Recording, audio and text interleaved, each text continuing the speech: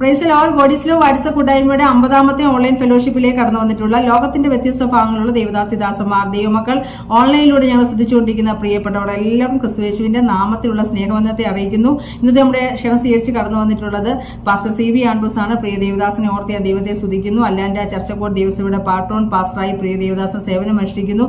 അതോടൊപ്പം തന്നെ അനേക യൂട്യൂബ് ചാനലുകളിലും സൂം പ്ലാറ്റ്ഫോമിലും ഒക്കെ ബൈബിൾ ക്ലാസ് നടത്തുകയും അതുപോലെ ദൈവനെ ശുശ്രൂഷിക്കായും പ്രിയ ദേവദാസിനെ ഉപയോഗിച്ചുകൊണ്ടിരിക്കുന്ന ഓർത്ത് ദൈവത്തെ സ്തുതിക്കുന്നു. ഞങ്ങളുടെ ക്ഷണം സ്വീകരിച്ച് വന്നതിൽ ഒത്തിരി സന്തോഷമുണ്ട്. ഇന്നത്തെ ദൈവവചന ശുശ്രൂഷ സൂം പ്ലാറ്റ്ഫോമിൽ ശ്രദ്ധിക്കുന്ന പ്രിയപ്പെട്ടവർക്കും ഓൺലൈനിലൂടെ ശ്രദ്ധിക്കുന്ന പ്രിയപ്പെട്ടവർക്കും ഒരുപോലെ അനുഗ്രഹമായി തീരട്ടെ എന്ന് പ്രാർത്ഥിക്കുന്നു. ഗോഡിസ്ലോ വാട്സ്ആപ്പ് കൂട്ടായ്മയുടെ പേരിലുള്ള സ്നേഹവും നന്ദിയും അറിയിച്ചുകൊണ്ട് പ്രിയ ദേവദാസനെ വളരെ സ്നേഹത്തോടെ ദൈവവചന ശുശ്രൂഷയ്ക്കായി ക്ഷണിച്ചുകൊള്ളുന്നു. ഈ ഗോഡിസ് ലവ് മീറ്റിംഗ് അനേകർക്ക് ഒരു ആശ്വാസമാക്കി അനേകരെ കർത്താവിലേക്ക് നയിപ്പാൻ കർത്താവിന്റെ ദാസിയും ഹസ്ബൻഡ് ബെന്നിയും ചെയ്യുന്ന പ്രവർത്തനങ്ങൾ ഏറ്റവും മനോഹരമാക്കി തീർക്കാൻ ഞാൻ പ്രത്യേകമായി പ്രാർത്ഥിക്കുന്നു. അതുപോലെ ഈ പ്ലാറ്റ്ഫോമിൽ കടന്നു വന്നിരിക്കുന്ന ബ്ലസി ഷാമലിനെ ഓർ ദൈവത്തെ സ്തുതിക്കുന്നു. തൂലിക TV-യുടെ ചുമതല വഹിക്കുന്ന പ്രിയപ്പെട്ടവളാണ്, അവരെ ഓർ ദൈവത്തെ സ്തുതിക്കുന്നു. അതുപോലെ SIA പാസ്റ്റർ ദൈവദാസനെയും കാണുവാൻ ഇടയായല്ലോ. കഴിഞ്ഞ ദിവസം അദ്ദേഹത്തിന്റെ ഒരു മീറ്റിംഗിലും ദൈവത്തിനെ സംസാരിക്കാൻ ഇടയായി. ദുബൈയില് റേച്ചൽ അമ്മ ഞാൻ കണ്ടത് വലിയ സന്തോഷമുണ്ട്. എല്ലാ ആഴ്ചയിലും ചൊവ്വാഴ്ച ഞങ്ങൾ കാണുന്നതാണ്. സാബു വർഗീസ്, ഗ്രേസ് സിസ്റ്റർ, അതുപോലെ ഡെന്നി, അതുപോലെ സിജയുടെ മാതാവിനെ കാണുവാൻ ദൈവം സഹായിച്ചു. ദൈവത്തിന് സ്തോത്രം. ദൈവം എല്ലാവരെയും അനുഗ്രഹിക്കട്ടെ. സിജി അനുവദിക്കുകയാണെങ്കിൽ ഒരു സുപ്രസിദ്ധ ഗായിക നമ്മുടെ ഈ പ്ലാറ്റ്ഫോമിലുണ്ട്. അവസാനം എൻ്റെ പാട്ട് കഴിഞ്ഞ് ഒരു 2 പാട്ട് പാടാം. ഞാൻ 5 മിനിറ്റ് നേരത്തെ എത്തിക്കോളാം. സെലിൻ ഷിബു എന്നാണ് പേര്. ഉത്തർപ്രദേശത്ത് അനുഗ്രഹിക്കപ്പെട്ട പാട്ടുകാരിയാണ്. ബ്ലോസം പാടുന്ന പോലെ തന്നെ പാടും. പ്രൈസലോ. അതുകൊണ്ട് സെലിന്റെ പാടാൻ നിൽക്കുന്ന 2 പാട്ടിന് അനുവാദം ഞാൻ പാടണമെന്ന് പാടാമെന്ന് പറഞ്ഞിട്ടുണ്ട്. അത് വേണ്ടാന്ന് ആരും പറയരുത്. എല്ലാവരും സന്തോഷമാണെന്ന് വിചാരിക്കും. ദൈവത്തിന് സ്വന്തം പ്രിയപ്പെട്ട മോള് പാടും. സുപ്രസിദ്ധ ഗായികയാണ്. അവര് ഉത്തർപ്രദേശ് സുവിശേഷ പ്രവർത്തനം കഷ്ടം അനുഭവം ചെയ്തുകൊണ്ടിരിക്കുന്നു. സെലിൻ ഈ പ്ലാറ്റ്ഫോമെ ഞാൻ കണ്ടോണ്ട് പറ്റുന്ന വിളിച്ചാണ്. ഞാൻ അവിടെ എല്ലാം ഇപ്പം ക്ലാസ് എടുക്കുന്ന അവിടെ എല്ലാം സെലിൻ വരാറുണ്ട്. അത് അനുഗ്രഹിക്കപ്പെട്ട കുഞ്ഞാണ്. ദൈവം അനുഗ്രഹിക്കട്ടെ. നല്ല സുഖമല്ലെങ്കിലും കർത്താവ് കൊടുത്ത സൗഖ്യത്തിനായി ദൈവത്തെ സ്തുതിക്കുന്നു. നമുക്ക് ഒരു വാക്യം വായിക്കാം. അത് സിരിയയുടെ പ്രയാസങ്ങളോടും ഈ പ്ലാറ്റ്ഫോമിൽ പലരും പ്രയാസപ്പെട്ടിട്ടുണ്ട്. ഒരാശ്വാസത്തിന്റെ മെസ്സേജ് ആണ് ഞാൻ പറയാൻ പോകുന്നത്. പ്രാർത്ഥനയോടുള്ള ബന്ധത്തിൽ 60 മെസ്സേജ് എനിക്കുണ്ട്. അതിലൊരു മെസ്സേജാണ് പറയാൻ പോകുന്നത്. 1 ദിനവൃത്താന്തം 4-ാം അധ്യായം 9-ഉം 10-ഉം വാക്യങ്ങൾ. 1 ദിനവൃത്താന്തം 4-ാം അധ്യായം 9-ഉം 10-ഉം വാക്യങ്ങൾ. ആരെങ്കിലും എടുത്തെങ്കിൽ വായിക്കാം.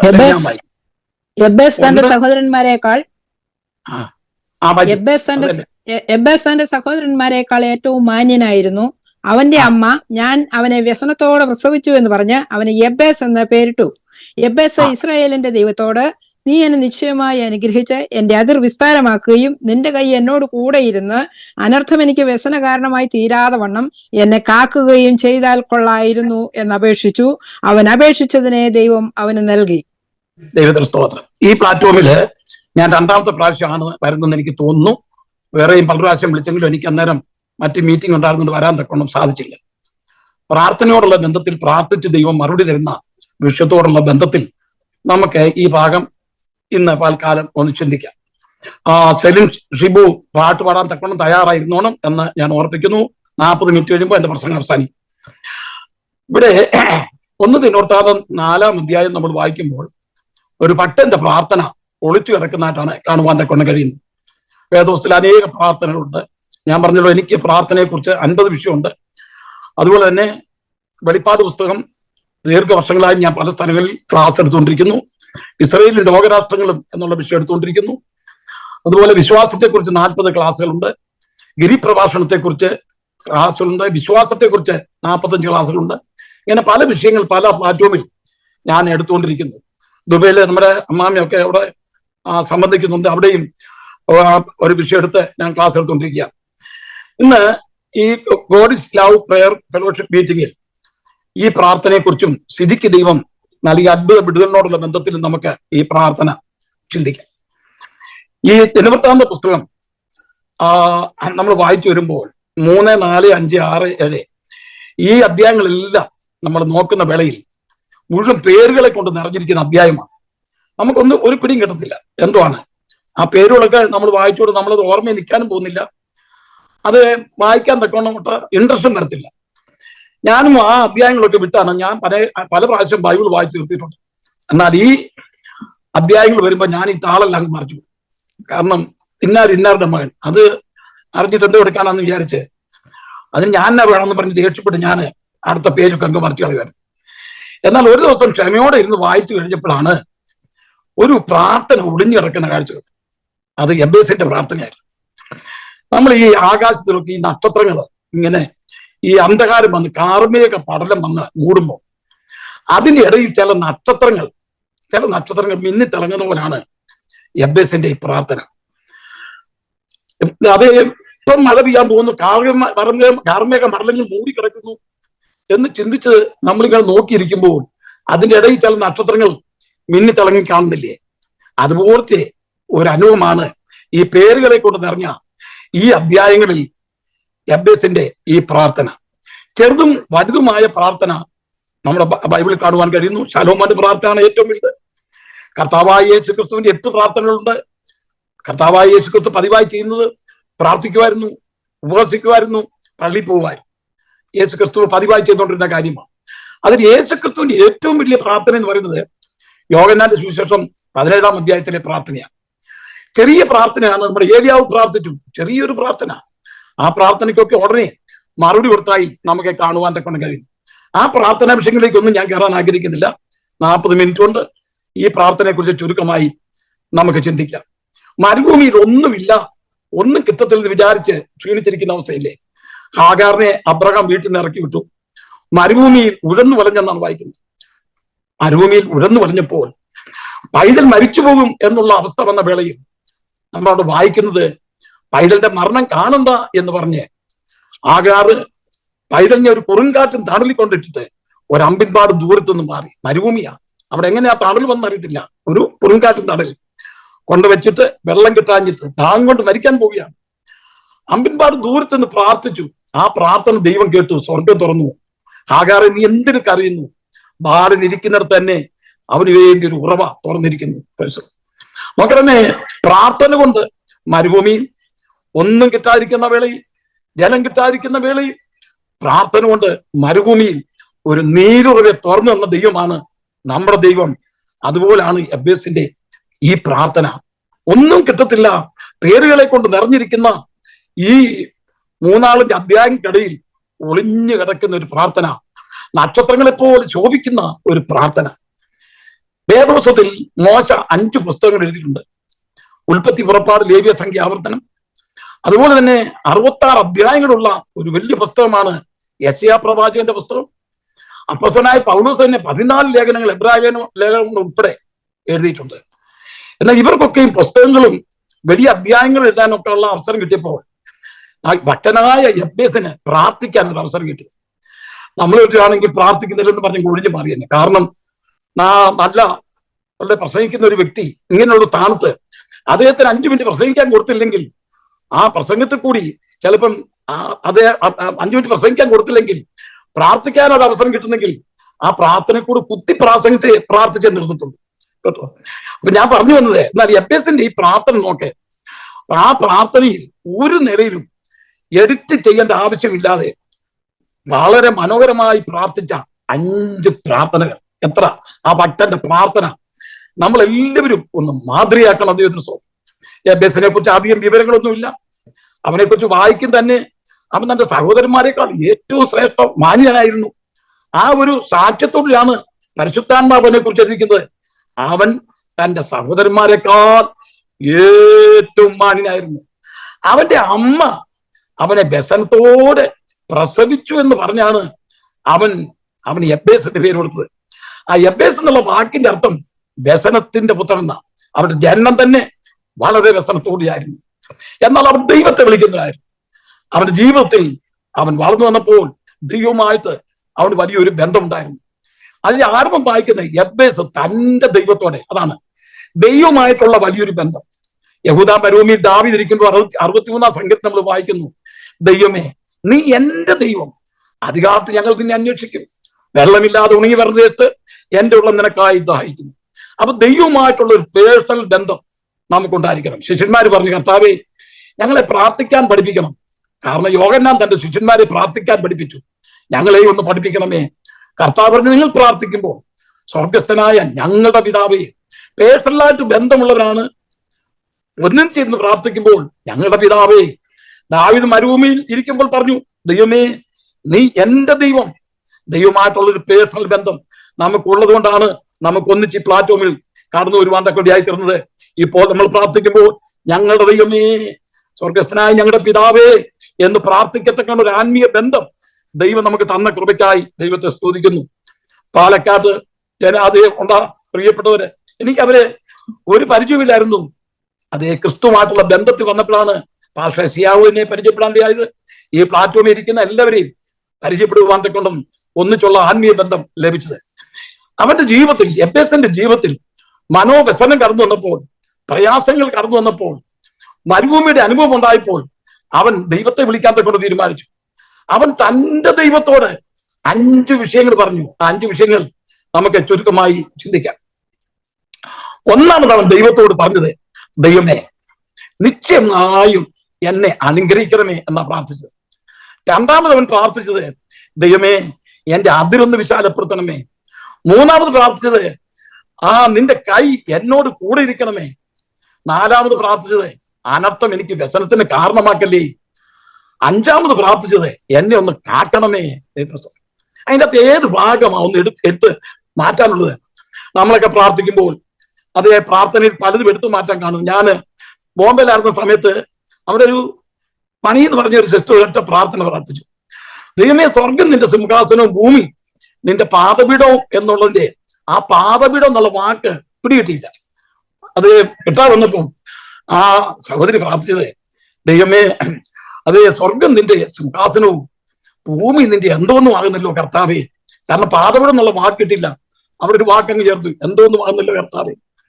ഞാൻ പറഞ്ഞു വന്നൊരു താല്പര്യം, നമ്മുടെ പ്രാർത്ഥനയൊക്കെ നമ്മൾ എഡിറ്റ് ചെയ്യുകയാണെങ്കിൽ പലതും മാറ്റാൻ തക്കോണം കാണും. നമ്മൾ പ്രാർത്ഥിച്ചിട്ടൊന്ന് റെക്കോർഡ് ചെയ്തിട്ട് ഒന്ന് ശ്രദ്ധിച്ചു നോക്കാൻ, പാട്ട് പാടിക്കഴിഞ്ഞ് ആ റെക്കോർഡിംഗ് ഒന്ന് ശ്രദ്ധിച്ചു നോക്കാൻ പലതും എഡിറ്റ് ചെയ്യാൻ കാണും. എന്നാൽ എബേസിന്റെ ഈ പ്രാർത്ഥന 5 വിഷയങ്ങൾ കടഞ്ഞെടുത്ത വാദ്യങ്ങൾ, അതിൽ ഒരല്പം പോലും മാറ്റാൻ തക്കോണമില്ല. ആ 5 വിഷയങ്ങൾ ദൈവത്തോട് പറഞ്ഞപ്പോ മറുപടിയും കിട്ടി.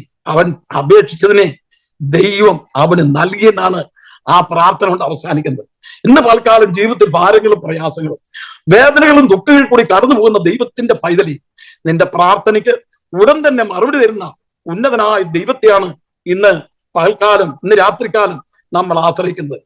എബേസ് പ്രാർത്ഥിച്ച ഒന്നാമത്തെ പ്രാർത്ഥന, നിശ്ചയമായും എന്നെ അനുഗ്രഹിക്കണമേ. 2 നിലയിലുള്ള അനുഗ്രഹമുണ്ട്. ഒന്ന് ദൈവം തരുന്ന അനുഗ്രഹം, അതേ ഈ ലോകം തരുന്ന അനുഗ്രഹം.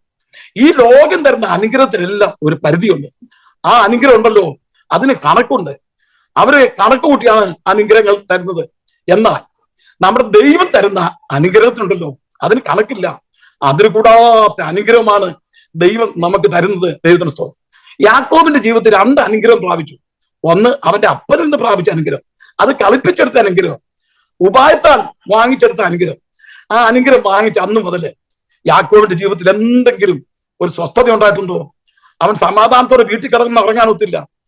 അവൻ കളിപ്പിച്ചെടുത്ത അനുഗ്രഹം, തട്ടിപ്പറിച്ചെടുത്ത അനുഗ്രഹം, കള്ളക്കണക്കുണ്ടാക്കി ഒപ്പിച്ചെടുത്ത അനുഗ്രഹം, അത് വാങ്ങിച്ചുകൊണ്ട് അന്ന് മുതൽ അവന്റെ ജീവിതത്തിൽ ഒരു സമാധാനവും ഇല്ലായിരുന്നു. വീട്ടിൽ കിടന്ന് ഉറങ്ങാൻ ഒക്കുന്നില്ല. അവൻ വീട്ടിൽ നിന്ന് ഇറങ്ങി ഓട്ടമാണ്. അങ്ങനെ ലൂസ് എന്ന് പറയുന്ന സ്ഥലത്ത് നിന്ന് സമാധാനമില്ലാതെ കിടക്കുന്ന സമയത്ത്, മരണത്തെ ഭയന്ന് കിടക്കുന്ന സമയത്താണ് ദൈവം തനിക്ക് പ്രത്യക്ഷപ്പെട്ട്, ഞാൻ നിന്റെ ദൈവമാകുന്നു, നിന്റെ യാത്രയും ഞാൻ നിന്നോട് പോരും, ഞാൻ നിന്നെ അനുഗ്രഹിക്കും. 20 വർഷം പത്തനാറാമിൽ താമസിച്ച് അവൻ അനുഗ്രഹം പ്രാപിച്ചുകൊണ്ട് മടങ്ങി വരികയാണ്. മടങ്ങി വരുന്ന സമയത്ത് യാബേ കടവിന്റെ തീർത്ത് വന്നപ്പോൾ അവനൊന്ന് തന്നെത്താൻ പ്രാർത്ഥിക്കണം തോന്നി. തനിക്കുള്ളവരെല്ലാം ആറ്റിന്റെ അക്കരെ കടത്തിയതിനു ശേഷം യാക്കോബ് തനിയെ പ്രാർത്ഥിക്കാനിരുന്നു. സ്വർഗത്തിലെ ദൈവം തന്റെ ദൂതനെ അയച്ചു. ദൈവം ദൂതനായിട്ട് അവിടെ പ്രത്യക്ഷപ്പെടുകയാണ്. യാക്കോബിന്റെ അരികിലേക്ക് വന്നു. യാക്കോബ് കാര്യം മനസ്സിലായി. യാക്കോബ് പറഞ്ഞു, നീ എന്നെ അനുഗ്രഹിക്കണമെന്ന് പറഞ്ഞു. എന്നെ വിടുക, ഞാൻ പോട്ടെ എന്ന് പറഞ്ഞപ്പോൾ, ഞാൻ നിന്നെ വിടത്തില്ലെന്ന് പറഞ്ഞു. ഒരു ഉരുട്ടിപ്പിടുത്തം നടന്നാണ് ഇംഗ്ലീഷ് ബൈബിൾ കൊടുത്തിരിക്കുന്നത്. റെസ്ലിംഗ് നടന്ന ഒരു മൽപ്പിടുത്തം നടന്ന ദൂതനുമായിട്ടൊരു മൽപ്പിടുത്തം. പ്രാർത്ഥന എന്ന് പറയുന്ന ഒരു മൽപ്പിടുത്തമാണ്. അതെ, എന്നെ വിടുക, ഞാൻ പോകട്ടെ എന്ന് പറഞ്ഞപ്പോൾ, ഞാൻ നിന്നെ വിടത്തില്ലെന്ന് പറഞ്ഞു. നീ എന്നെ അനുഗ്രഹിച്ചല്ലാതെ ഞാൻ നിന്നെ വിടുകയില്ല. ദൈവത്തിന്റെ പൈതലേ, പ്രാർത്ഥന എന്ന് പറഞ്ഞാൽ ആ പ്രാർത്ഥനയിൽ നമ്മുടെ ദൈവത്തെ പിടിച്ച പിടിയിൽ നമുക്ക് നിർത്തി നമ്മുടെ സങ്കടങ്ങൾ പറയാൻ തക്കവണ്ണം നിന്ന് തരുന്ന ഒരു ദൈവത്തെയാണ് നമ്മൾ സേവിക്കുന്നത്. അതേ ഹിസ്കിയാവിന് മരിക്കത്തക്ക രോഗം പിടിച്ചു. ആമോസിന്റെ മകനായ യെശയ്യാവ് എന്ന് പറഞ്ഞു, നീ മരിച്ചു പോകും, നിന്റെ ഗ്രഹകാര്യം ക്രമത്തിലാക്കുക. അത് ദൈവത്തിന്റെ ദൂതായിരുന്നു. ഉടനെ അവനെന്താ ചെയ്ത്? ഗ്രഹകാര്യം ക്രമത്തിലാക്കാൻ പോയില്ല. അവൻ എന്ത് ചെയ്യുന്നറിയാമോ? മുഖം ചുവരിന്റെ നേരെ തിരിച്ചു, ഒരു പ്രാർത്ഥന പ്രാർത്ഥിച്ചു. ആ പ്രാർത്ഥന അതും കടഞ്ഞെടുത്ത വാചകങ്ങൾ, കർത്താവേ, ഇത്രയും നാളും ഞാൻ നിന്റെ സന്നിധി നേരോടും നിഷ്കളങ്കതയോടും പരമാർത്ഥകത്തോടും നടന്നു എന്ന് നീ ഓർക്കണമേ. ആ പ്രാർത്ഥന നീ അതൊന്ന് ഓർക്കണമേ എന്ന് പറഞ്ഞു. അവൻ ഏറ്റവും കരഞ്ഞു. മരിച്ചു പോകുന്നുള്ളതാണ് ദൂത്. ഗ്രഹകാര്യം ക്രമത്തിലാക്കാനാണ് പറഞ്ഞത്. എന്നാൽ അവൻ പ്രാർത്ഥിക്കാണ്, എന്നെ ഒന്ന് ഓർക്കണമേ, എന്റെ കണ്ണുനീര് കാണണമേ. ദൂത് പറഞ്ഞിട്ട് പോയ യെശയ്യാവോട് പറഞ്ഞു, തിരിച്ചെല്ലാം പറഞ്ഞു, എനിക്ക് അടങ്ങിയിരിക്കാൻ ഒക്കത്തില്ല, എന്റെ ദാസന്റെ കണ്ണുനീര് കണ്ട് എനിക്ക് അടങ്ങിയിരിക്കാൻ ഒക്കത്തില്ല, നീ ചെന്ന് പറ, നീ മരിക്കത്തില്ല എന്ന് പറയാൻ പറഞ്ഞു. നോക്കണമേ, ദൂത് പറഞ്ഞ് കുറച്ചു ദൂരം അങ്ങോട്ട് പോയാ യെശയ്യാവിനോട് പറഞ്ഞു തിരിച്ചു ചെല്ലാൻ. അതേ കുറച്ചു മുമ്പ് പറഞ്ഞു നീ മരിച്ചു പോകുന്നു, ഇപ്പം പറയുന്നു നീ മരിക്കത്തില്ലെന്ന്. അത് എങ്ങനെ അത് എന്ന് ഇപ്പം പറയും ദൈവത്തിന് സ്തോത്രം. യെശയ്യാവ് വന്ന് പറഞ്ഞു, നിന്റെ പ്രാർത്ഥന ദൈവം കണ്ടിരിക്കുന്നു, നിന്റെ കണ്ണുനീര് ദൈവം കണ്ടിരിക്കുന്നു, നീ മരിക്കത്തില്ല. ഇന്ന് പൽക്കാലം ദൈവത്തിന്റെ പൈതലേ, മരിച്ചു പോകുന്ന ഡോക്ടർമാർ വിധി എഴുതിയാലും, ഡോക്ടർമാർ ഒരു ഹോപ്പിന് വകയില്ലെന്ന് പറഞ്ഞാലും, ദൈവത്തിന്റെ സന്നിധിയിൽ കണ്ണീരൊഴുക്കുന്ന ഒരു മാതാവിന്റെ കണ്ണുനീർ, ദൈവത്തിന്റെ സന്നിധിയിൽ കണ്ണുനീരൊഴുക്കുന്ന ദൈവമക്കളുടെ കണ്ണുനീർ, ആ കണ്ണുനീരിന് മറികടന്നു പോകാൻ ദൈവത്തിന് ഒട്ടും സാധ്യമല്ല. ഞാനൊരു കാര്യം തീർന്നു പറയട്ടെ. അതേ പഴയ നിയമ മഹാപുരോഹിതന്മാർ പ്രാർത്ഥിക്കത്തില്ലേ? അവരെക്കാൾ എല്ലാ ശ്രേഷ്ഠന്മാരാണ് നമ്മൾ. അഹരോനേക്കാൾ ശ്രേഷ്ഠനാണ്, മൽക്കീസേദെക്കിനെക്കാൾ ശ്രേഷ്ഠനാണ്.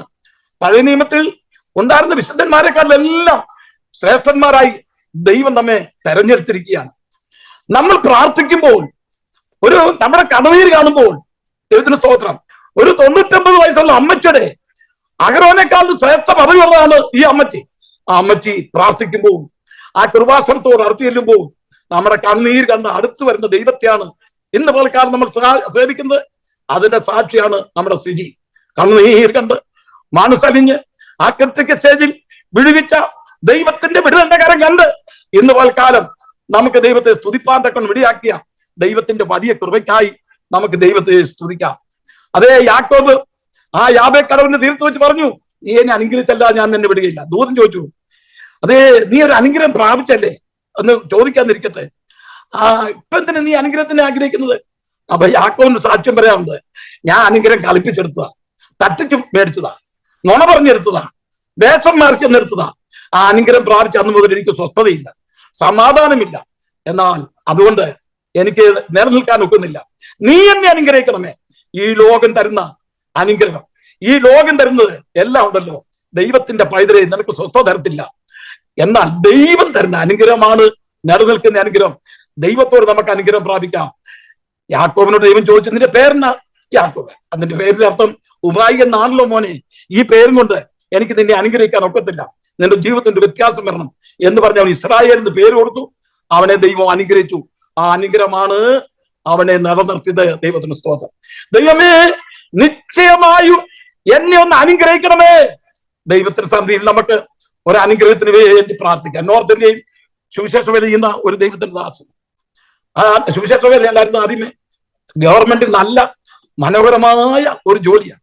ആ ജോലി അദ്ദേഹം സുവിശേഷ വേലയ്ക്ക് വെളിയുണ്ടായപ്പോൾ ആ ജോലി റിസൈൻ ചെയ്ത് താനും തന്റെ ഭാര്യയും 2 കുഞ്ഞുങ്ങളുമായി ആ കിട്ടിയ അല്പം ബോണസും പൈസയും കൊണ്ട് തിരുവല്ലായി വന്ന് ഒരു വീടെടുത്ത് താമസിച്ചു. ആ സുവിശേഷ വേലയ്ക്ക് വേണ്ടി പ്രതിഷ്ഠിച്ചു വന്ന അവിടെ വന്ന് താമസിച്ച സന്ദർഭം മുതൽ വീടിന് വാടക കൊടുക്കണം, കയ്യിലുണ്ടായിരുന്ന പണം മുഴുവൻ തീരാൻ തുടങ്ങി. അവസാനം ഒന്നുമില്ലാത്ത ഒരു അവസ്ഥയിൽ വന്നു. 10 രൂപ മാത്രം ശേഷിച്ചു. ഇനി 10 രൂപയുള്ളൂ ബാലൻസ്. ആ 10 രൂപ ഇങ്ങനെ ഇരിക്കുക. എങ്ങനെ ജീവിക്കണം? 10 രൂപ കൊടുത്താൽ അന്നത്തെ കാലത്ത് അതേ നാഴി അരി കിട്ടും. ഇനി ഈ 10 രൂപ കൊണ്ട് പോയി അരി മേടിച്ചോണ്ടൊന്ന് ആഹാരം വെച്ച് കഴിക്കാൻ, കൂട്ടാൻ കറിക്കോ ഒന്നും മേടിക്കാൻ പൈസ ഇല്ല. അതിന് അദ്ദേഹം കടയിൽ ചെന്ന സന്ദർഭത്തിൽ ആൾക്കാർ തന്നെ പരിചയമുള്ള ആൾക്കാർ ഇങ്ങനെ വരിക. താനൊരു സഞ്ചിയും കൈ പിടിച്ചിട്ടുണ്ട്. 10 രൂപയുടെ അരി മേടിക്കുമ്പോൾ നാണക്കടല്ലേ, നല്ല സ്റ്റാറ്റസ് തരുന്ന ഒരു വ്യക്തിയല്ലേ. ദൈവത്തിന് സ്വന്തം അദ്ദേഹം എല്ലാരും അന്ന് പോയിട്ട് കുറെ കഴിഞ്ഞിട്ട് മേടിക്കാന്ന് വിചാരിച്ച് ഇങ്ങനെ വരുന്നവരൊക്കെ ചിരിച്ച് വർത്താനമൊക്കെ പറഞ്ഞു വിട്ടു. അപ്പൊ ഇദ്ദേഹത്തിന്റെ ഒരു അടുത്ത സ്നേഹിതൻ ഇതാ വരുന്നു. വന്നിട്ട് ആ ഇവരും സന്തോഷമായിട്ട് വർത്താനം പറഞ്ഞു. അപ്പൊ ആ മനുഷ്യൻ പറഞ്ഞു, ആ കടക്കാരോട് പറഞ്ഞു, എനിക്ക് ഒരു ചാക്ക് അരി വേണം, അത് ഒരു 20 കിലോ ഉള്ളി, അത് അന്ന പരിപ്പ്, അങ്ങനെയുള്ള സാധനങ്ങളെല്ലാം, അത് ഒരു 2 മാസത്തേക്ക് ജീവിക്കത്തക്കുള്ള സാധനങ്ങളെല്ലാം ഇങ്ങനെ മേടിക്കുക. ഈ 10 രൂപയും കൊണ്ട് വന്ന് അരി മേടിക്കാൻ നിൽക്കുന്ന ആ സ്നേഹിതൻ ഇത് കണ്ടങ്ങ് അമ്പരന്നു. അപ്പൊ ഇതെല്ലാം മേടിച്ച് അങ്ങോട്ട് കൂട്ടിക്കഴിഞ്ഞപ്പോ ഒരു വണ്ടി വിളിച്ചോണ്ട് വന്നു. വണ്ടി വിളിച്ചിട്ട് വന്ന ഉടനെ ഇദ്ദേഹത്തോട് ചോദിച്ചു, സ്നേഹിതനോട് ചോദിച്ചു, ഈ 10 രൂപയും കൊണ്ട് നിൽക്കുന്ന പള്ളിയെ എന്നെ ഒന്ന് സഹായിക്കുമോ, ഇതെല്ലാം ഈ വണ്ടിയിൽ നിന്ന് കയറ്റി വെക്കാൻ സഹായിക്കാമെന്ന് ചോദിച്ചു. സഹായിക്കാം എന്ന് പറഞ്ഞ അതേടെ കൂടി ഈ വണ്ടിയെ സാധനങ്ങളെല്ലാം കയറ്റി വെച്ചു. നടന്ന സംഭവം, വണ്ടിയെ സാധനങ്ങളെല്ലാം കയറ്റി വെച്ചു. എന്നിട്ട് അദ്ദേഹത്തോട് ചോദിച്ചു, എന്റെ വീട് വരെ ഒന്ന് വരാമോ, ഈ സാധനം ഇറക്കി വെക്കാൻ? വരാം. അപ്പം ഇദ്ദേഹം തീരുമാനിച്ച് തിരിച്ചു വന്നിട്ട് ഈ 10 രൂപ കൊണ്ട് അരി മേടിച്ച് വീട്ടിൽ പോകാൻ വിചാരിച്ച് താൻ ഇങ്ങനെ നിന്ന് ഈ വണ്ടിയെ കയറി ഇങ്ങനെ അങ്ങോട്ട് പോകുന്ന സന്ദർഭത്തിൽ ഈ വണ്ടി എങ്ങോട്ടാ പോയെന്ന് അറിയാമോ? ഈ 10 രൂപയും കൊണ്ട് അരി മേടിക്കാൻ വന്ന സ്നേഹിതന്റെ വീട്ടിലേക്കാണ് കൊണ്ടുപോകുന്നത്. അദ്ദേഹം ചോദിച്ചത് എന്തുവാ? സ്നേഹിത, കഴിഞ്ഞ രാത്രി കാലം ഞാൻ കടന്നുറങ്ങിയപ്പോൾ ദൈവിക ശബ്ദം എനിക്കുണ്ടായി. എന്റെ ദാസൻ പട്ടിണിയാണ്, എത്രയും വേഗം അവൻ ആവശ്യമുള്ള സാധനങ്ങൾ മേടിച്ചു കൊടുക്കുക. ദൈവത്തിന്റെ ശബ്ദം എനിക്കുണ്ടായി.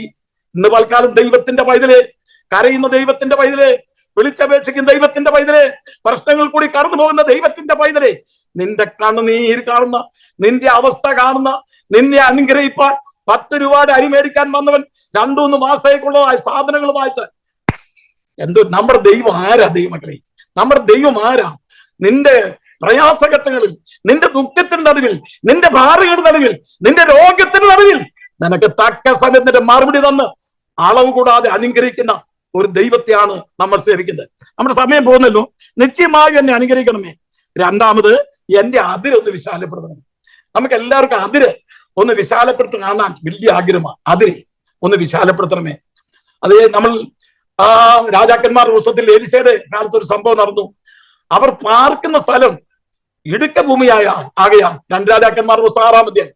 ഞങ്ങൾ പാർക്കുന്ന തന്റെ കൂടെയുള്ള ദാസന്മാർ പറഞ്ഞു, യജമാനെ, നമ്മൾ പാർക്കുന്ന സ്ഥലം ഇടുക്കമുള്ള സ്ഥലമാണ്, അതുകൊണ്ട് നമുക്ക് യോർദാന്റെ വൻകാട്ടിൽ പോയി തടി വെട്ടിക്കൊണ്ട് വന്ന് നമുക്ക് ഒരു വിശാലമായ ഭവനം പണിയണം എന്ന് പറഞ്ഞു.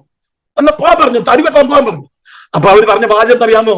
ഞങ്ങളുടെ കൂടെ വരണം എന്ന് പറഞ്ഞാൽ ഇടുക്കത്തിന്റെ അവസ്ഥയിൽ നിന്ന് ഒരു വിശാലത ഉണ്ടാകാൻ തക്കണം നമ്മൾ ആഗ്രഹിക്കുന്നു. അതെ, നവോമി പ്രയർ ഗ്രൂപ്പ് നടത്തുന്ന ആ സഹോദരന്റെ ആ പ്രയർ ഗ്രൂപ്പ് വളരെയധികം അനുഗ്രഹിക്കപ്പെടാൻ തുടങ്ങി. ഗോഡ്സ് ലവ് പ്രയർ മീറ്റിംഗ് മുഖാന്തരം അനേകര് അനുഗ്രഹിക്കപ്പെടാൻ തുടങ്ങി. നമ്മുടെ പാസ്റ്റർ ആരംഭിച്ചിരിക്കുന്ന പ്രാർത്ഥനാ ഗ്രൂപ്പ് വിശാലമാകാൻ തുടങ്ങി. എല്ലാവരുടെയും ആഗ്രഹം പറയാമോ? നമ്മുടെ അതിർത്തി ഒന്ന് വിശാലപ്പെടണമേ. 2 രാജാക്കന്മാരുടെ പുസ്തകം 4-ാം അധ്യായം വായിക്കുമ്പോൾ ഒരു വിധവ വന്ന് എലീശയോട് പറഞ്ഞു, എന്താ പറഞ്ഞറിയാമോ? എന്റെ ഭർത്താവ് മരിച്ചുപോയി, ഭയങ്കര കടം വരുത്തി വെച്ചിട്ടാ പോയത്. എനിക്ക് കടം വീട്ടാൻ നിവൃത്തിയില്ല. എന്റെ മക്കളെ പിടിച്ചോണ്ട് പോകാൻ തക്കണം. ആർക്ക് കടം പെട്ടിരിക്കുന്നു അവരിപ്പോൾ ദേഷ്യപ്പെട്ട് മക്കളെ പിടിച്ചോണ്ട് പോകാൻ വന്നിരിക്കുന്നു, എന്നെ രക്ഷിക്കണമേ. എലീശ ഉടനെ ചോദിച്ചു, നിന്റെ വീട്ടിൽ എന്തുണ്ട്? ഒരു ഭരണി എണ്ണ. ഭരണി എണ്ണ അതേ അവിടെ വെച്ചിട്ട് നീ ചുറ്റും അതേ വീട്ടിലുള്ള വെറും പാത്രങ്ങളെല്ലാം അതിന്റെ ചുറ്റും വെക്കാൻ പറഞ്ഞു. അയൽവക്കക്കാരോടെല്ലാം പാത്രം വാങ്ങിക്കാൻ പറഞ്ഞു. പാത്രം കുറഞ്ഞു പോവല്ലേ. എന്നിട്ട് എണ്ണയുള്ള ഭരണിയിൽ നിന്ന് എണ്ണ എടുത്ത് മറ്റു പാത്രങ്ങളിലേക്ക് പകരുക. ഇവളങ്ങോട്ട് പകരാൻ തുടങ്ങി. പാത്രങ്ങളെല്ലാം നിറയാൻ തുടങ്ങി. പിന്നെ പാത്രങ്ങൾ കൊണ്ടുവന്നു. നോക്കണമേ, വളരെ ശുഷ്കിച്ച ഒരു ഭരണിയിലെ എണ്ണ ഉണ്ട്. ആ എണ്ണ കൊണ്ട് കടം വിട്ടാനൊക്കത്തില്ല. അത് ദൈവസ്ഥലിൽ അങ്ങോട്ട് വെച്ച് സമർപ്പിച്ചപ്പോൾ അത് വിശാലമാകാൻ തുടങ്ങി. എന്റെ അതിർത്തിയെ വിശാലമാക്കണമേ. എന്തുമാത്രം പാത്രങ്ങൾ നിറഞ്ഞു കവിഞ്ഞു. ദൈവത്തിന് സ്തോത്രം. ഇന്ന് രാത്രികാലം ദൈവത്തിന്റെ വചനം കേൾക്കുന്ന ദൈവത്തിന്റെ പൈതലെ, നിന്റെ ശൂന്യാവസ്ഥയിൽ, നിന്റെ വിഷമാവസ്ഥയിൽ, നിന്റെ കടഭാരത്തിന്റെ നടുവിൽ കടം വീട്ടാൻ നിവൃത്തിയില്ലാതിരിക്കുന്ന സന്ദർഭത്തിൽ, കുഞ്ഞുങ്ങൾക്ക് ആഹാരം കൊടുക്കാൻ നിവൃത്തിയില്ലാത്ത സമയത്ത് നിന്റെ ജീവിതത്തിൽ നിനക്കുള്ളതും ആ ഭരണം നീയാണ്. നിന്നെ തന്നെ ദൈവസന്നിധി സമർപ്പിച്ചുകൊണ്ട് നിനക്കുള്ളതുമായി ദൈവസന്നിധി നിൽക്ക്. വെറും പാത്രങ്ങളെ നിറച്ചു കവിക്കുവാൻ, നിറഞ്ഞ് വിശാലമാക്കി തരുവാൻ നിന്റെ ദൈവശക്തനാ. എന്റെ അതിർത്തിയെ വിശാലപ്പെടുത്തണമേ. 5 അപ്പം കൊണ്ട് 2 പേരെ പോയിട്ട് നിങ്ങൾക്ക് അറിയാമല്ലോ. ആ 5 അപ്പം കൊണ്ട് ബാലൻ കടന്നു ചെന്നു. ആ യോഗത്തിന് കടന്നു ചെന്നു. ഇവന് അപ്പം തിന്നാൻ മറന്നുപോയി. 5 അപ്പം അത് അവന്റെ കയ്യിൽ തന്നെ ഇരുന്നാൽ ഒരു പ്രയോജനമില്ല. നിങ്ങൾ ഇവർക്ക് വച്ചിപ്പാൻ കൊടുക്കുകയും ചുറ്റുണ്ടാർന്ന് പറഞ്ഞു. അവരെ ചോദിച്ചു, ഈ കാറ്റിൽ എവിടുന്നാ അതേ ഭക്ഷണം മേടിച്ചോണ്ട് വരുന്നത്? 200 പണത്തിന് അപ്പം മേടിച്ചോണ്ട് വന്നാൽ അത് മതിയാകത്തില്ലല്ലോ, നിങ്ങളുടെ കയ്യിൽ എന്തുണ്ട്? അപ്പൊ പറഞ്ഞു, ഇവിടെ ഒരു ബാലനുണ്ട്, ആ ബാലിന്റെ കയ്യിൽ 5 അപ്പവും 2 മീനും ഉണ്ട്, ഇങ്ങോട്ട് കൊണ്ടുവരാൻ പറഞ്ഞു. ആ പൈതലിനെ ഓർത്ത് ദൈവത്തെ സ്തുതിക്കുന്നു. അത് കർത്താവിന്റെ കരങ്ങളിലേക്ക്, സമയം പോകുന്നുണ്ടാണ് ദിവ്യ പറയുന്നത്, അതേ കർത്താവിന്റെ കരങ്ങളിലേക്ക് കൊണ്ട് കൊടുത്തു. കർത്താവ് 5 അപ്പം എടുത്ത് വാഴ്ത്തി, 5 അപ്പം എടുത്ത് വാഴ്ത്തി നുറുക്കി. വെറും 5 അപ്പേ ഉള്ളൂ, അതിന് എണ്ണമുണ്ട്, നിങ്ങൾ മനസ്സിലാക്കണം, അതിന് എണ്ണമുണ്ട്. വെറും 5 അപ്പം അത് എടുത്തു വാഴ്ത്തി നുറുക്കി. വാഴ്ത്തുമ്പോ എല്ലാവർക്കും വലിയ ഇഷ്ടമാണ്, നമ്മളെപ്പോഴും ഇങ്ങനെ വാഴ്ത്താമെങ്കിലേ ഇഷ്ടമാണ്. എന്നാൽ വാഴ്ത്തിയ കരം കൊണ്ട് തന്നെ നുറുക്കും വേദനയുണ്ട് നമ്മുടെ ജീവിതത്തിൽ. നുറുങ്ങലേ അതേ ആർക്കും ഇഷ്ടമില്ലാത്ത കാര്യമാണ്. കർത്താവിന്റെ കരം ഇങ്ങനെ വാഴ്ത്തിക്കൊണ്ട് ചിന്തിക്കാനും വലിയ സന്തോഷം. എന്നാൽ വാഴ്ത്തിയ കരം കൊണ്ട് ചിലപ്പം നമ്മൾ നുറുക്കും, പരിശോധന കടന്നു വരും. ആ നുറുക്ക് നീ ഏറ്റെടുക്കണം. ഇതിന്റെ അപ്പുറത്തായി നിനക്ക് ഒരു അനുഗ്രഹമുണ്ട്. വാഴ്ത്തിയ കരം കൊണ്ട് അങ്ങോട്ട് നുറുക്കി. ജീവിതത്തിൽ കഷ്ടതയിൽ കൂടി കടന്നുപോയ സ്ഥിതി, നിന്നെ ദൈവം നുറുക്കേണ്ട ഉദ്ദേശം ഇതിന്റെ അപ്പുറത്തായിട്ട് ശുശ്രൂഷയുണ്ട്. അതുകൊണ്ടാണ് വിശാലമായ ഒരു നിലയിൽ നിന്നെ ഉയർത്താൻ കൊണ്ട് ദൈവം ആഗ്രഹിക്കുന്നു. നിങ്ങളുടെ ശുശ്രൂഷ അനുഗ്രഹിക്കാൻ കൊണ്ട് ആഗ്രഹിക്കുന്നു. വാഴ്ത്തിയ ഒരു കാര്യം ഓർത്തണം, നിന്നെ നുറുക്കിയത് ഏത് കരമെന്നറിയാമോ? ഇത്ര നേരം വാഴ്ത്തിയ കരം കൊണ്ടാണ്. ഇത്രയും ദിവസം ഗോഡ്സ് ലവ് പ്രയർ മീറ്റിംഗ് ഒക്കെ നടത്തിയില്ലേ? പെട്ടെന്നാണല്ലോ ഈ നുറുക്കൽ ഉണ്ടായത്. ആ ഒന്നാശ്വസിക്കേ, എന്നെ വാഴ്ത്തി അതേ കരം കൊണ്ടാണ് എന്നെ നുറുക്കിയത്. ആ കരം എന്നെ വിശാലിലേക്ക് നയിക്കുവാൻ ശക്തനായ ദൈവമാണെന്നുള്ള വലിയ വിശ്വാസം അത് നുറുക്കുമ്പോ നമ്മൾ ഇരുന്നുറുക്കണം. കർത്താവേ, നീ എന്നെ നുറുക്കിക്കൂ. പരീക്ഷ സഹിക്കുന്ന മനുഷ്യൻ ഭാഗ്യവാൻ, അവൻ കൊള്ളാവുന്ന തെളിഞ്ഞ ശേഷം കർത്താവ് തന്നെ സ്നേഹിക്കുന്നവർക്ക് വേണ്ടി ഒരുക്കിയിരിക്കുന്ന ജീവകിരീടം പ്രാപിക്കും. ദൈവത്തിന്റെ പൈതലേ, ആ 5 അപ്പം പയ്യന്റെ നിന്നാൽ ഒരു 5 അപ്പം അതിന് എണ്ണമുണ്ട്. എന്നാൽ ഇപ്പോഴോ നുറുക്കി കഴിഞ്ഞപ്പോൾ അത് 5000 പുരുഷന്മാരും അവരുടെ ഭാര്യമാരും അവരുടെ കുഞ്ഞുങ്ങളും ഭക്ഷിക്കത്തക്കവണ്ണം അതിർത്തി വിശാലപ്പെട്ടു. നീ എന്റെ അതിർത്തിയെ വിശാലപ്പെടുത്തണമേ. ഈ അത് മാത്രമോ, 12 കൊട്ട നിറച്ചെടുത്തു. അവർ ചുമന്നുകൊണ്ട് പോവുക. 12 കൊട്ട അകത്ത് അവര് കഴിച്ചപ്പോ അകത്ത് അനുഗ്രഹം, പുറത്തും അനുഗ്രഹം. നിന്നെ അകത്തും പുറത്തും അനുഗ്രഹിക്കുന്ന ദൈവത്തെയാണ് ഇന്ന് രാത്രികാലം നമ്മൾ സേവിക്കുന്നത്. പ്രേസ്തലോ, നീ എന്റെ അതിർത്തിയെ ഒന്ന് വിശാലപ്പെടുത്തണമേ. പല ഉദാഹരണങ്ങൾ പറഞ്ഞ് സമയം ഉണ്ടായിരുന്നു, എനിക്ക് ശരി ഒരു സമയം തന്നിട്ടുണ്ട്, അതും ഇപ്പം തീരാൻ തുടങ്ങുക. ഇനി 3ാമത്തെ വിഷയം, നിന്റെ കൈ എന്റെ കൂടെ ഇരിക്കണമേ. നിന്റെ കൈ 3ാമത്തെ വിഷയം, എഫെസ്യരുടെ പ്രാർത്ഥന. അതിർത്തിയെ വിശാലപ്പെടുത്തിയാൽ മാത്രം വരാം, നിന്റെ കൈ എന്റെ കൂടെ ഇരിക്കണമേ. നമ്മൾ 23ാം സംഘത്തിൽ വായിക്കുന്നില്ലേ, ഒരു താഴ്വരി കൂടി നടന്നാലും ഞാൻ ഒരു അനർത്ഥം ഭയപ്പെടുകയില്ല, നീ എന്നോട് കൂടെ ഇരിക്കുന്നല്ലോ, നിന്റെ കൈ എന്റെ കൂടെ ഇരിക്കണമേ. ഈ വണ്ടൻമേട്ടില്ലേ, നിങ്ങൾ വണ്ടൻമേട്ട് കേട്ടിട്ടുണ്ടെങ്കിൽ വണ്ടൻമേട്ടില് ഒരു യാക്കോബായ കുടുംബത്തിൽ ഒരു പയ്യന് ഭ്രാന്ത് പിടിച്ച് ഒരു നിലയിൽ അവനെ ഒതുക്കാൻ തക്ക നോക്കുന്നില്ല. അവന് പിടിച്ചു കെട്ടിയാലും കയറ് പൊട്ടിക്കുക, അതുപോലത്തെ ഭ്രാന്ത്. അപ്പൊ അവരുടെ വീട്ടുകാര് നല്ല കടാമുട്ടന്മാരെല്ലാം കൂടി ഇവനെ പിടിച്ച് കെട്ടി ജീപ്പിന്റെ അകത്ത് കയറ്റി അതേ ഊളം പറയും കൊണ്ടുപോകാനായിട്ട്, ഭ്രാന്താശുപത്രി കൊണ്ടുപോകാനായിട്ട് ഇങ്ങനെ വരിക. ഇങ്ങനെ വരുന്ന സന്ദർഭത്തിൽ പീരുമേട്ട് എന്ന് പറഞ്ഞ സ്ഥലത്ത് വന്നപ്പോൾ, അറൻസഭ പീരുമേട്ട് എന്ന് പറഞ്ഞ സ്ഥലത്ത് വന്നപ്പോൾ ഈ ഭ്രാന്തൻ പറഞ്ഞു, എനിക്കൊന്ന് യൂറിൻ പാസ് ചെയ്യണം, അതുകൊണ്ട് ശാന്തമായിട്ട് പറഞ്ഞു എന്നെ ഒന്ന് ഇറക്കണം എന്ന് പറഞ്ഞു. ഓ, ഇവന്റെ കെട്ടെല്ലാം അഴിച്ചിട്ട് യൂറിൻ പാസ് ഇവന് നോക്കി നിൽക്കുക. ഇവിടെ കെട്ടങ്ങോട്ട് അഴിക്കുക, ഇവന് ഒറ്റ ഓട്ടം. അവന് ഓടി, ഇവര് പുറകെ ഓട്ടം, അവനെ ജയിക്കാൻ ഒക്കുന്നില്ല. ഇവൻ ഓടി ചെന്ന് ഒരു ഫെയ്ത്ത് ഹോമിലോട്ടാണ് ചെന്ന് കയറുന്നത്. ഒരു പാസ്റ്ററും 3-4 കുഞ്ഞുങ്ങളുള്ള ഒരു വീട്ടോട്ടാണ് കയറി നടന്ന സംഭവം. അവിടെ ചെന്ന് കയറി കഴിഞ്ഞപ്പം പാസ്റ്ററും ഭാര്യയും പ്രാർത്ഥിച്ചുകൊണ്ടിരിക്കുക. ഈ ഇവന്റെ വരവും ഇവന്റെ നിപ്പും പുറകെ 5-8 കടാമുട്ടന്മാർ വരുന്നത് കണ്ടു കഴിഞ്ഞപ്പം ഇവരാകെ പേടിച്ചു. ഈ ഭ്രാന്തൻ അവിടെ നിന്നിട്ട് ഭാര്യ ഉപദേശിയും ഭാര്യയും പ്രാർത്ഥിച്ചുകൊണ്ടിരിക്കുക. 4 കുഞ്ഞുങ്ങൾ അതേ പായൽ ഇങ്ങനെ കിടക്കുക, അതേ ആവശ്യമായിട്ട് കിടക്കുക. ഈ ഭ്രാന്തൻ എന്നിട്ട് പറഞ്ഞു, ഇന്ന 50 രൂപ എന്ന് പറഞ്ഞു. അപ്പൊ ഈ ഉപദേശി പേടിച്ചു പോയി മേടിക്കാൻ വേണ്ടി. ഉടനെ ആ കൂടെ ഉള്ള അങ്കിള് പറഞ്ഞു മേടിച്ചോളാൻ പറഞ്ഞു.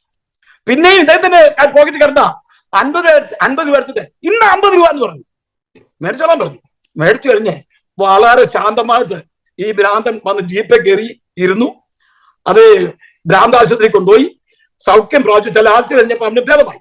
തിരിച്ചു വന്ന സന്ദർഭത്തിൽ ഇവന്റെ അപ്പനൊരു ആഗ്രഹം, ആ ഉപദേശിയെ പോയിന്ന് കാണുന്നത്. എന്താ സംഭവം എന്നറിയത്തില്ല. അവര് അവിടെ വന്നപ്പോ ജീപ്പ് നിർത്തി. അവരാ വീട്ടിൽ ചെന്നിട്ട് ഒരു 1-2 മാസം മുമ്പ് ഞങ്ങൾ ഇവിടെ വന്നത് ഓർമ്മയുണ്ടോ? പുള്ളി ഒരു ചെറിയൊരു ഓർമ്മയുണ്ട്. അന്ന് എന്റെ മോൻ വന്ന് ഇന്ന് 50 രൂപ എന്ന് പറഞ്ഞ് തന്നല്ലോ, പിന്നെയും തന്നല്ലോ 50 രൂപ, എന്താ സംഭവം എന്ന് ചോദിച്ചു. അപ്പൊ അദ്ദേഹം പറഞ്ഞ വാചകം, ആ വീട്ടിലെ ഉപദേശിച്ച് പറഞ്ഞ വാചകം അറിയാമോ?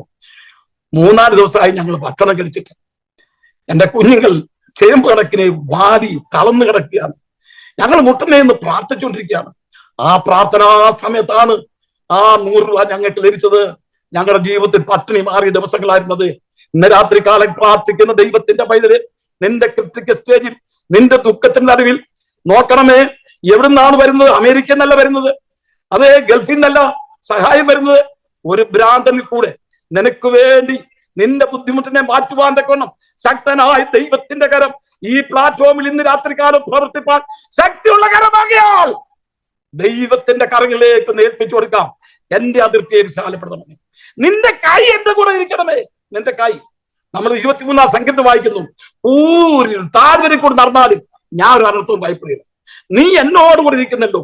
ദൈവമേ, നിന്റെ കൈ എന്റെ കൂടെ ഇരിക്കണമേ. ദൈവത്തിന്റെ കാര്യം നമ്മുടെ കൂടെ ഉണ്ടെങ്കിൽ നമ്മൾ എന്തിനു പേടിക്കണം? യഹോവ വീട് പണിയാതിരുന്നാൽ പണിയുന്നവർ വൃഥാ അധ്വാനിക്കുന്നു. യഹോവ പട്ടണം കാക്കാതിരുന്നാൽ കാവൽക്കാരൻ വൃഥാ ജാഗരിക്കുന്നു. നിന്റെ കൈ എന്റെ കൂടെ ഇരിക്കണമേ. പ്രൈസ്തലോ. ഒരിക്കൽ ഭാര്യയും ഭർത്താവും കാർ ഓടിച്ചുകൊണ്ട് വനത്തിൽ കൂടി ഇങ്ങനെ പോവുക. അങ്ങനെ പോകുന്ന സമയത്ത് കാടിന്റെ നടുക്ക് വന്നപ്പോണ്ടല്ലോ വണ്ടി അങ്ങ് നിന്നുപോയി, കാർ അങ്ങ് നിന്നുപോയി. ഇവർക്ക് കാറിനെ കുറിച്ച് അല്പം മെക്കാനിക്സ് ഒക്കെ അറിയാം. അവരാദ്യം നോക്കിയിട്ട് കാർ സ്റ്റാർട്ട് ആകുന്നില്ല. കള്ളന്മാരൊക്കെ ഉള്ള സ്ഥലമാണ്, അതേ ക്രൂര മൃഗങ്ങളുള്ള വനമാണ്. ഈ ഭാര്യയും ഭർത്താവും വളരെ വിഷമിച്ച് എന്ത് ചെയ്യും? കൊള്ളക്കാരുള്ള സ്ഥലം. അങ്ങനെ നിൽക്കുമ്പോൾ ദൂരേന്നൊരു ലൈറ്റ് കണ്ടു, ഒരു വണ്ടി വരുന്ന കാഴ്ച കണ്ടു. അവർ വിചാരിച്ചു കൊള്ളക്കാരാ വരുന്നത്. ആ വണ്ടി വന്നിട്ട് ഈ കാറ് കേടായി കിടക്കുന്ന അവിടെ വന്ന് നിർത്തി. അവരോട് ചോദിച്ചു എന്ത് പറ്റിയെന്ന് ചോദിച്ചു. അത് പറഞ്ഞു, ഞങ്ങളുടെ വണ്ടി സ്റ്റാർട്ട് ആകുന്നില്ല, ഒരു നിലയിൽ സ്റ്റാർട്ട് ആകുന്നില്ല. അദ്ദേഹം പറഞ്ഞു എന്റെ ഡോർ തുറക്കാൻ പറഞ്ഞു. തുറന്നു. അദ്ദേഹത്തിന്റെ കൈ അതിലേക്ക് ഓടിച്ചു, വണ്ടി സ്റ്റാർട്ടായി. ഉടനെ ഈ കാറിന്റെ ഉടമസ്ഥൻ ചോദിച്ചു, അങ്ങ് ആരാണ് എന്ന് ചോദിച്ചു. അങ്ങ് ആരാണ്?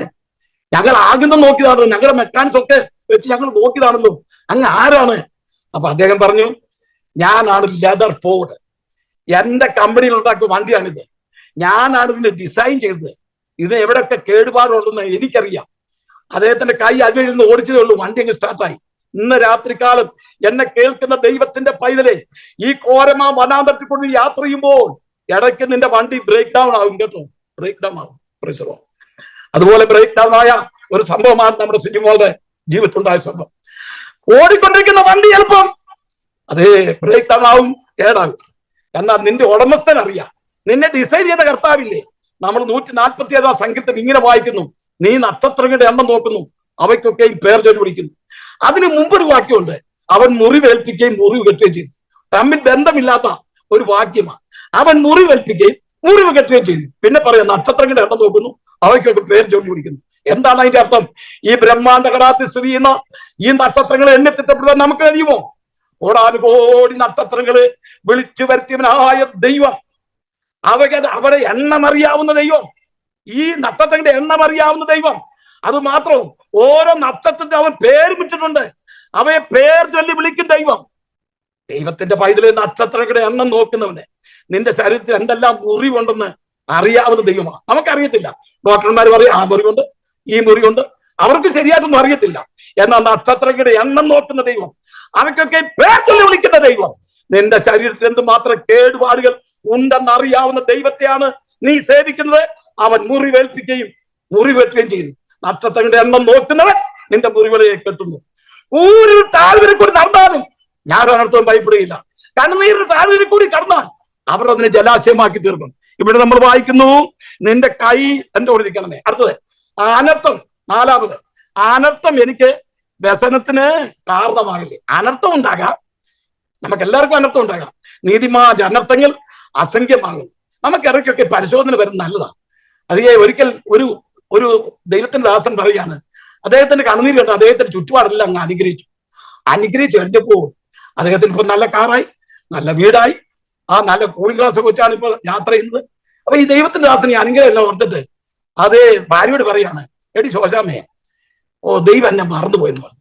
അയ്യോ, ഉടനെ ഭാര്യ ശോശാമ്മ പറഞ്ഞു, ആമ്പർന്നോനെ നമ്മുടെ നാട്ടിലെ വിളിയാണല്ലോ, ഭർത്താക്കന്മാരെ വിളിക്കുന്നേ, പഴയ അമ്മച്ചിമാരെ വിളിക്കുന്ന ആമ്പർന്നോന. ആമ്പർന്നോനെ, നിങ്ങൾ അങ്ങനെ പറയരുത്. ദൈവം ഇത്രത്തോളം പ്രാർത്ഥന കേട്ട് അനുഗ്രഹിച്ചില്ലേ? അല്ല, ദൈവം എന്നെ മറന്നുപോയി. എന്താ പറയാൻ കാരണം ചോദിച്ചു. ഇപ്പൊ എനിക്ക് ഒരു അസുഖവും വരുന്നില്ല, ഇപ്പൊ എനിക്ക് പ്രാർത്ഥനയൊരു ബുദ്ധിമുട്ടുമില്ല, എന്റെ കാര്യങ്ങളെല്ലാം നന്നായിട്ട് പോകുന്നു. അപ്പം ദൈവം എന്നെ അങ്ങ് മറന്നുപോയി. കാരണം ദൈവം ഓർക്കുകയാണെങ്കിൽ ഇടയ്ക്കൊക്കെ ഒരു ബാലശിക്ഷ വരും. നമ്മുടെ ജീവിതത്തിൽ ബാലശിക്ഷ വരുമ്പോഴേ ദൈവം നമ്മളെ ഓർക്കുന്നു എന്റെ അർത്ഥം. അപ്പൊ ഈ ബാലശിക്ഷ വരുമ്പോഴേ ആരും പേടിക്കരുത്. അതുകൊണ്ടാണ് പറഞ്ഞത്, മക്കളെ ബാലശിക്ഷ കൊടുക്കണം, അടിക്കണം ഇടയ്ക്ക് ദൈവത്തിന് സ്വാധീനം. എന്നാൽ ചില അപ്പന്മാർ എന്നുപോലെ ചെയ്യരുത്. ഒരിക്കലും അപ്പന് തന്റെ മകനെ എന്നും ഇട്ടാ അങ്ങ് അടിക്കും, പഠിക്കുന്നില്ലെന്ന് പറഞ്ഞു. അപ്പൊ ഈ അടി കൊണ്ട് മകന് നല്ല പരിചയമായി. അപ്പൊ ഒരു ദിവസം അപ്പന് വലിയ മാനസാന്തരം, ഇന്ന് അടിക്കുന്നില്ല. പറഞ്ഞേ, ഈ മകനെ അടി കിട്ടാൻ കിടിച്ച് വേണം പുള്ളി കിടന്ന് ഉറങ്ങാൻ. അപ്പം പുള്ളി ഹോംവർക്കെല്ലാം എഴുതി കഴിഞ്ഞിട്ട് വടി എടുത്തോണ്ട് വന്ന് അപ്പന്റെ കൊടുത്തു, അടിക്കുന്ന അടിക്ക് എനിക്ക് പോയി കിടക്കണം. അപ്പൊ നോക്കണമേ, പുള്ളിക്ക് അടി കിട്ടി കഴിഞ്ഞെങ്കിലേ ഉറക്കം വരുന്നത്. അങ്ങനെ അങ്ങ് പരിചയമായി. അങ്ങനെയുള്ള അപ്പന്മാരുണ്ട്. അങ്ങനെ ആകരുത്. ദൈവം നമ്മളെ അടിക്കുന്ന അടിയാ, നല്ലതാ, പരിശോധന വരുന്നത് നല്ലതാ, പ്രയോജനം. അപ്പൊ ഈ ഭർത്താവ് പറയാണ്, എനിക്ക് ഒരു പ്രശ്നമില്ല. അത് ഇടയ്ക്കൊക്കെ പ്രശ്നം വരികയാണെങ്കിലേ ദൈവം എന്നെ ഓർക്കുന്നു. ഈ കർത്താവ് പൗലോസ് ഒരിക്കൽ പറഞ്ഞില്ലേ, കർത്താവിന്റെ ശക്തി ബലഹീനതയിൽ തികഞ്ഞു വരുന്നുണ്ട്. പ്രയോജനം. ചിലപ്പോൾ നമ്മൾ അവിടെ ബലം ഒന്ന് ചോർന്നു പോകും, നല്ലതാണ്. അപ്പം ബലം ചോർന്നു പോകുമ്പോഴുണ്ടല്ലോ വീണ്ടും ദൈവ ശക്തി പകരും. അപ്പം എന്റെ ദൈവത്തിന്റെ ശക്തി എന്റെ ബലഹീനതയിൽ തികഞ്ഞു വരും. ദൈവിക സാന്നിധ്യം അനുഭവിപ്പാൻ ഇടയ്ക്കൊരു പരിശോധന വരുന്നത് നല്ലതാ, ഇടയ്ക്കൊരു പ്രശ്നം വരുന്നത് നല്ലതാ. ശ്രദ്ധിക്കാ, പ്രശ്നം വന്നു കഴിഞ്ഞപ്പോ അമ്മ കിടന്ന് കരഞ്ഞില്ലേ, ബോസില്ലേ, ധന്യ കിടന്ന് കരഞ്ഞില്ലേ, സഭക്കാർ കിടന്ന് കരഞ്ഞില്ലേ, ദേശം കരഞ്ഞില്ലേ, സ്നേഹിക്കുന്ന 1000 പേര് കരഞ്ഞില്ലേ? അത് നല്ലതാ. അനേകരെ ഒറ്റക്കെട്ടായി മാറ്റി പ്രാർത്ഥിച്ച് മറുപടി വാങ്ങിപ്പാൻ ദൈവം ഒരുക്കിയ സന്ദർഭമാണ്. അനർത്ഥം വ്യസനത്തിന് കാരണമായില്ല. ഇയ്യോബ് അനർത്ഥം ഉണ്ടായി, പക്ഷെ അത് വ്യസനത്തിന് കാരണമാക്കിയില്ല. ഇയ്യോബ് ആ പരിശോധന നിന്നും അതേപ്പറ്റി വീർപ്പാൻ സമയമില്ല. ഒരു കാര്യം ഇയ്യോബിനെ കുറിച്ച് പറയട്ടെ. ഇയ്യോബിന്റെ പരിശോധനയിലെ അവസാനം ദൈവം ചുഴലിക്കാറ്റി പ്രത്യക്ഷപ്പെട്ടേ ഒരു 100 കൂട്ടം ചോദ്യങ്ങൾ ചോദിച്ചില്ലേ? പ്ലസിൽ ഒരു 100 കൂട്ടം ചോദ്യങ്ങൾ. അത് നിഗമത്തിന്റെ ഭണ്ഡാരത്തോളം ചെന്നിട്ടുണ്ടോ? കൽമുടെ കൽക്കുമാരെ കണ്ടിട്ടുണ്ടോ? പുള്ളി സ്നേഹിതന്മാർ ചോദിച്ച ചോദ്യത്തിനെല്ലാം ശരൂരാ മറുപടി പറഞ്ഞു വന്നു. എന്നാൽ ദൈവം കുറെ ചോദ്യം ചോദിച്ചപ്പോൾ പുള്ളിക്ക് ഒന്നും അറിയത്തില്ല. അപ്പൊ അയ്യോ പറഞ്ഞു, ഞാൻ നിന്നെ കുറിച്ചൊരു കേൾവിയെ കേട്ടിട്ടുണ്ട്, ഇപ്പോൾ എന്റെ കർത്താവ് നിന്നെ കാണുന്നു, ആകെയാ ഞാൻ എന്നെ തന്നെ വെറുത്ത് പൊടിയിലും ചാരത്തിലും കിടന്ന് അനുഭവിക്കുന്നു. ഇയ്യോബിനോട് ചോദ്യം ചോദിച്ചിട്ട് ഒന്നിനും മറുപടി പറയാതിരുന്ന ഇയ്യോബിനോട് ദൈവം ചോദിക്കുകയാണ്, അതേ ഇയ്യോബേ, നിന്റെ കഷ്ടതയുടെ രഹസ്യം നിനക്ക് മനസ്സിലായോ എന്താണെന്ന്? പ്രൈസലോ, ഞാൻ നിന്നോട് അനേക ചോദ്യങ്ങൾ ചോദിച്ചല്ലോ, നീ ഒന്നും ഉത്തരം പറഞ്ഞില്ലല്ലോ. മറ്റുള്ളവർ ചോദിച്ച ചോദ്യങ്ങൾക്കെല്ലാം നീ മറുപടി കൊടുത്തല്ലോ. ഞാൻ ചോദിച്ച ചോദ്യത്തിന് അപ്പന് മഴയ്ക്ക് അപ്പനുണ്ടോന്നും കൽമയുടെ കൽക്കൂമാരെ നീ കണ്ടിട്ടുണ്ടോന്നും മഞ്ഞു തുള്ളികളെ ജനിപ്പിച്ച ആറ് നോക്കുന്നോട് വെച്ച് നിനക്ക് ഒന്നും അറിയത്തില്ലല്ലോ. അപ്പൊ നീ ഒരു കാര്യം പറ, സമ്മതിക്കണം, നിനക്ക് അറിയാൻ വയ്യാത്ത കാര്യമുണ്ടെന്ന് സമ്മതിക്കണം. നമ്മളെല്ലാം മിടുക്കന്മാരായിട്ട് പ്ലാറ്റ്ഫോമിൽ ഇരിക്കുന്നില്ലേ? നമ്മൾ പറയണം എനിക്കറിയാൻ വയ്യാത്ത കാര്യമുണ്ടെന്ന്. അങ്ങനെയാണെങ്കിൽ നിനക്ക് വന്ന കഷ്ടതയുണ്ടല്ലോ, അതിന്റെ രഹസ്യം എന്താണെന്ന് ഇതുവരെ അറിഞ്ഞിട്ടില്ല. ഇന്ന തൽക്കാലം ഞാൻ പറഞ്ഞതിന്റെ ആശയം നിങ്ങൾക്ക് മനസ്സിലായെന്ന് വിചാരിച്ചു. ശരിക്കും വന്ന കഷ്ടതയുടെ രഹസ്യം അതേ നമ്മൾ അത് ദൈവത്തിനറിയാം. പ്രൈസലോ, യോബേ, നിനക്ക് വന്ന കഷ്ടതയുടെ രഹസ്യം അതെന്താണെന്ന് നിനക്കറിയത്തില്ല, എനിക്കറിയാം. അപ്പോഴാണ് യോ പറഞ്ഞത്, നിന്നെ കൊണ്ട് സകലവും കഴിവെന്ന് ഞാൻ അറിയുന്നു, നിനക്കോനെ കൊണ്ടൊന്നും അസാധ്യമല്ലെന്ന് ഞാൻ അറിയുന്നു. അവൻ നഷ്ടപ്പെട്ടു പോയില്ല, ഇരട്ടി കൊടുത്തു. ഓ, ദൈവം അവനെ അനുഗ്രഹിച്ച അനുഗ്രഹം എത്ര വലുതായിരുന്നു. ഒരുപാട് പേര് സമ്മാനമായിട്ട് കിട്ടി വന്നു. നമുക്കിവിടെ അവസാനിപ്പിക്കാം. അനർത്ഥം ഉണ്ടാക്കാൻ പക്ഷെ വ്യസനത്തിന് കാരണമാക്കരുത്. 5ാമത്തെ വിഷയം, എന്നെ കാക്കണമേ, എന്നെ കാക്കണമേ. ദൈവമാണ് നമ്മെ കാക്കുന്നത്. ദൈവം കാക്കുന്നില്ലെങ്കിൽ കാക്കപ്പെടുകയില്ല. യഹോവ വീട് പണിയാതിരുന്നാൽ പണിയുന്നവർ വൃഥ അധ്വാനിക്കുന്നു. 2 രാജാക്കന്മാർ തമ്മിൽ യുദ്ധം ഉണ്ടായി കേട്ടോ. വലിയ പഴയ കാലത്ത് യുദ്ധം ഉണ്ടായപ്പോൾ ഒരു രാജാവ് തോറ്റു. ഈ തോറ്റ രാജാവ് ഓടുക, ജയിച്ച രാജാവിന്റെ സൈന്യങ്ങൾ പിടിക്കാൻ തക്കണം പുറകിട്ട് ഓടിക്കുക. അപ്പൊ ഈ രാജാവിന് നല്ല ഓട്ടം അറിയാവുന്നതുകൊണ്ട് അദ്ദേഹം ഓടി ഓടി പടയാളികൾ ജയിച്ച രാജാവിന്റെ സൈന്യങ്ങൾ ഓടിക്കുക. അപ്പം ഈ തോറ്റ രാജാവ് ഒരു ദൈവത്തിനായിരുന്നു. അദ്ദേഹം ഓടി വന്നപ്പോ ഒരു മലയുണ്ട്. ആ മലയുടെ അവിടെ ഒരു വളവുണ്ട്. അവിടെ ഒരു ചെറിയ ഗുഹ ഉണ്ട്. പുള്ളി എത്താത്തോടെ കയറി. ജയിച്ച രാജാവിന്റെ സൈന്യങ്ങൾ വന്ന സ്പീഡിൽ ഈ ഗുഹ കണ്ടില്ല. അത് ചെറിയൊരു ഗുഹയാണ്. അവരങ്ങ് ഓടിപ്പോയി. 3-4 മണിക്കൂർ അവിടെ കണ്ട് തപ്പിത്തടഞ്ഞ് ഇവനെ കിട്ടിയില്ല. അതിലൊരു പടയാളി പറഞ്ഞു, എനിക്കൊരു കാര്യം പറയാനുണ്ട്. നമ്മൾ ഇങ്ങോട്ട് വന്നപ്പോ ഒരു മലയുടെ ചെരുവ് ഞാൻ കണ്ടതാ. ആ ചെരുവിൽ ഒരു ചെറിയ ഗുഹ ഞാൻ കണ്ടു. എന്റെ ബലമായ സംശയം ഈ രാജാവ് അതിന്റെ അത്തിരിപ്പുണ്ടെന്ന്. നമുക്കൊന്ന് പോയി നോക്കാന്ന് പറഞ്ഞു എല്ലാവരോടും വന്നു. ഗുഹയുടെ വാതുക്കൽ എന്നപ്പം വേറെ പടയാളി പറഞ്ഞു, എന്ത് ബോട്ടന്മാരെ, ഇവിടെ കിടന്ന് സമയം കളയാൻ തക്കണം ഞാൻ ആഗ്രഹിക്കുന്നില്ല. എന്താന്ന് ചോദിച്ചു, നിങ്ങൾ ആ ഗുഹയുടെ വാതുക്കൾ നോക്കാൻ പറഞ്ഞു. എന്താന്ന് ചോദിച്ചു, ഒരു 8 വല വെച്ചിരിക്കുന്ന കണ്ടോ, സുരക്ഷിതമായൊരു വല കെട്ടി വെച്ചിരിക്കുന്നത് കണ്ടില്ലേ? ഈ രാജാവ് അതിൻ്റെ അകത്ത് കയറിയിരുന്നെങ്കിൽ ഈ വല ചീന്തിപ്പോയി. ഈ രാജാവിൻ്റെ അകത്ത് കയറിയില്ല എന്നുള്ള തെളിവാണ് ഈ നെറ്റ് അവിടെ സുരക്ഷിതമായിരിക്കുന്നത്. 3-4 മണിക്കൂർ കൊണ്ട് ഒരു 8 ദൈവം അവിടെ ആക്കി, 8 ഗുഹ അടുത്തൊരു നെറ്റ് അവിടെ ഉണ്ടാക്കി. അപ്പോ ഇവരെ വന്ന് പോയി കഴിഞ്ഞപ്പോ, പടയാളികൾ അവിടുന്ന് പോയി കഴിഞ്ഞപ്പോ ഈ തോറ്റ രാജാവ് അകത്തിരുന്ന് പറഞ്ഞ വാചകങ്ങളെ പറഞ്ഞ് അവസാനിപ്പിക്കുക. അദ്ദേഹം പറയാണ്, ദൈവം ഒരാൾക്ക് അനുകൂലമെങ്കിൽ ഒരു 8 വല ഒരു ഉരുക്കുകോട്ടയ്ക്ക് സമം, ദൈവം ഒരാൾക്ക് പ്രതികൂലമെങ്കിൽ ഒരു ഉരുക്കുകോട്ട ഒരു 8 വലയ്ക്ക് സമം. എത്ര വാസ്തവമാണ്! ആ ചെറിയ നെറ്റ് കൊണ്ട് ദൈവം വലയം കെട്ടി കാസൂക്ഷിച്ചു. ദൈവം അനുകൂലമെങ്കിൽ ഒരു 8 വല ഒരു ഉരുക്കുകോട്ടയ്ക്ക് സമം. ഇന്ന് പൽക്കാലം ദൈവമാണ് നമ്മളെ കാക്കുന്നത്. ദൈവം കാക്കുന്നില്ലെങ്കിൽ കാക്കപ്പെടുകയില്ല. 5 വിഷയങ്ങൾ നിശ്ചയമായി എന്നെ അനുഗ്രഹിക്കണമേ, എന്റെ അതിരെ വിശാലപ്പെടുത്തണമേ, നിന്റെ കൈ എന്നോട് കൂടെ ഇരിക്കണമേ, അനർത്ഥം എനിക്ക് വ്യസനത്തിന്റെ കാരണമാകില്ലേ, എന്നെ കാക്കണമേ. അവൻ അപേക്ഷനെ ദൈവം അവനെ നൽകി. സിജിയുടെ പ്രവർത്തനങ്ങളെ ദൈവം അനുഗ്രഹിക്കട്ടെ. അനേക ആൺമാക്കളെ തട്ട് ഡെന്നി അനുഗ്രഹിക്കട്ടെ. സിജിയുടെ മമ്മിയെ ദൈവം സഹായിക്കട്ടെ. ദാനമായി തന്നെ കുഞ്ഞിനെ അനുഗ്രഹിക്കട്ടെ. ഈ പ്ലാറ്റ്ഫോം വന്നിരിക്കുന്ന എല്ലാവരും അനുഗ്രഹിക്കട്ടെ.